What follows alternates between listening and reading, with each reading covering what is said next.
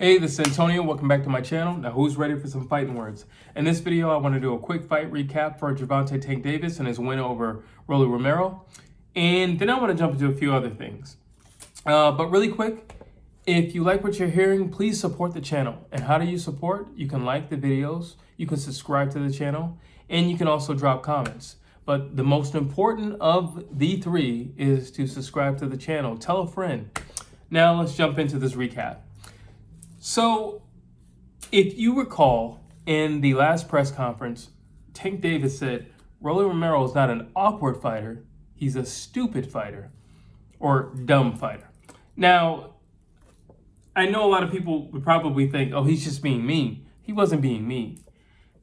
When you watch the fight play out, you understood exactly what he was talking about. If you're a fighter and you've been in the ring, and you've been in the ring X amount of years, you understand exactly what he was talking about. He was like, there's levels to this, and he's right.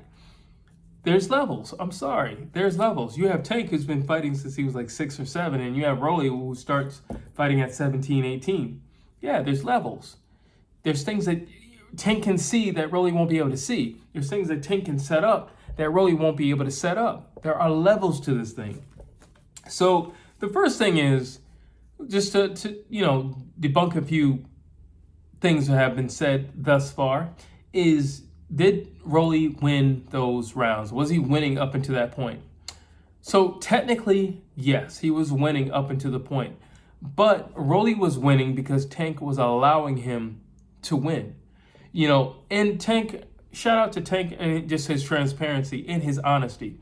He said in the post-fight interview, he said, you know what? He hit me early and I knew how strong he was. And he said, I don't want to take another one of those. And that's just being honest. You let some guys say, he doesn't hit that hard, or he's an average puncher. Tank was very honest. He said, listen, I don't want to get hit with another one of those. I'm going to avoid him. I'm going to be smart. I'm going to be slick. I'm going to use my speed. I'm going to use my timing. I'm going to use my reflexes, things that make me a great boxer. And that's exactly what he did. I would say Rolly did exactly what Tank allowed for Rolly to do. And that's just putting it mildly. That's it. He did what he was allowed to do. And it is what it is. It is what it is. So you're like, well, what do you mean by that? Well, for example, Rolly was chasing Tank around. However, Rolly didn't know how to cut off the ring. So because Rolly didn't know how to cut off the ring, Tank allowed him to chase him. And Tank made him circle in ways he didn't necessarily want to. He didn't allow Rolly to really be a stationary fighter. In order for Rolly to fight the way that Rolly fights, he has to be stationary. He needs a stationary target. Well, Tank, knowing this, plus already acknowledging the fact that Rolly doesn't know how to cut off a ring, he can continue to move. And now, even if he does load up, it's not going to mean as much because he's going to be off balance when he throws it. And sure enough, he was off balance almost every punch he threw. He was always stepping with all those off-balance punches. But on top of that, he would just be left wherever Tank left him. But if he knew how to properly cut off the ring, he could keep Tank there.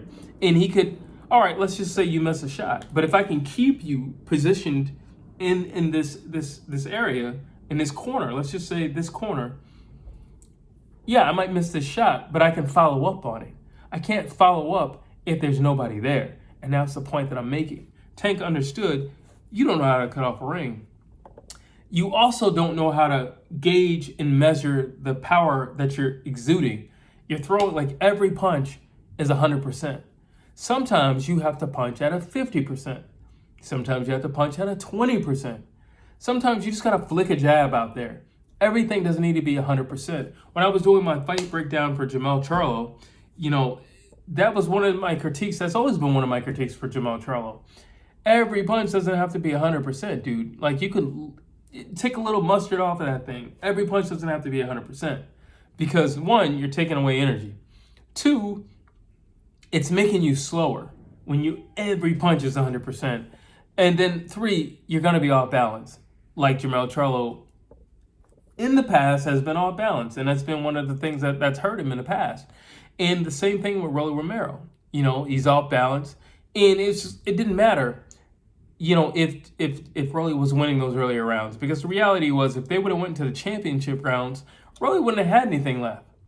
He wouldn't have had anything left because he was throwing 100% for the first 5-6 rounds. He wasn't going to have anything left. So Tank still would have knocked him out. I mean, and he ought to be happy that Tank took him out when he took him out, because the reality is if he didn't and he would have lasted to the championship rounds, if he would have lasted to 10, 11, 12, Rolly would have been exhausted.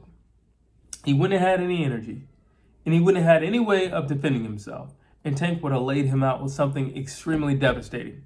So, in a weird way of looking at things, he ought to be happy that he got clipped when he got clipped, because it could have been really bad in the end if he would have lasted that long. Now, here's the thing. Does Rolly deserve a rematch? No. I think the fight did what it needed to do. It was a great build-up. It was some great back and forth. And I think the fight did what it needed to do. I think Rolly made enough of a name for himself that his next fight will be big. So I think it did what it needed to do. I don't think they need a rematch, because the reality is, based on what I saw Tank do, skillfully speaking, I feel like if they were to have a rematch, it would be a really bad knockout for Rolando Romero. I don't feel like a rematch would go really well for him at all, because I feel like Tank did all that not knowing you in the ring. Now he knows you. He's going to do something extremely worse. So let bygones be bygones, and you know what? Maybe a year or two, you guys will meet up again at like 140, 147 probably. That's another thing. Rolly was huge. That dude was like 160 pounds. Like, that dude was huge. And credit to Tank, he was like, yeah, I don't need any of those punches. I don't need any of those punches. So now really the question is, who's next for Tank? That's the real question. Who's next for Tank?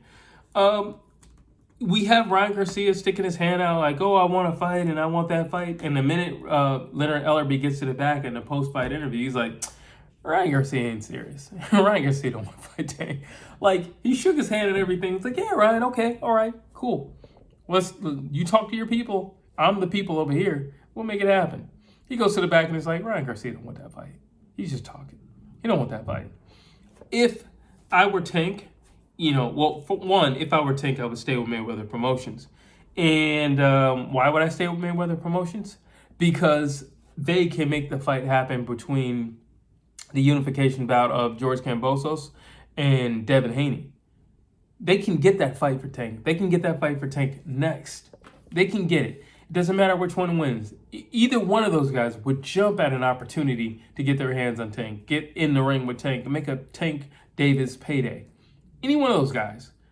It's not going to be a hard fight to make. Ryan Garcia, yeah, it's a big fight. Obviously, it's a big fight. Ryan Garcia is not as popular as Tank, but he's hands down the second most popular of that group. You have your Shakur Stevensons, you have your Devin Haneys, George Kambosos, Lomachenko still in the mix, Teofimo Lopez, but hands down it's Tank Davis, and then it's Ryan Garcia in terms of who are the most popular guys. It's those two, bar none. So if I were Tank, and I do believe he's gonna stay with Mayweather Promotions. I might make a video about that. I'm not really sure. I don't at the moment. I don't have enough detail. But if I'm a betting man and I'm looking at the landscape and I'm looking at the biggest fights to be made, and I'm looking at who can get, if I'm Tank, who can get me those straps, it's Mayweather Promotions. I think they can get it. So I definitely think for Tank, he should definitely consider staying with Mayweather Promotions. I think they have not done him any harm thus far. They've gotten him to belts. They've gotten him to big fights. If it ain't broke, don't fix it. If it ain't broke, don't fix it. You're making big checks. You're packing out arenas, and you're getting the opponents that you want. If it ain't broke, don't fix it. So that's my thoughts for this video. You know the routine. Drop your comments down below. And as always, please like, please share, please subscribe to my channel.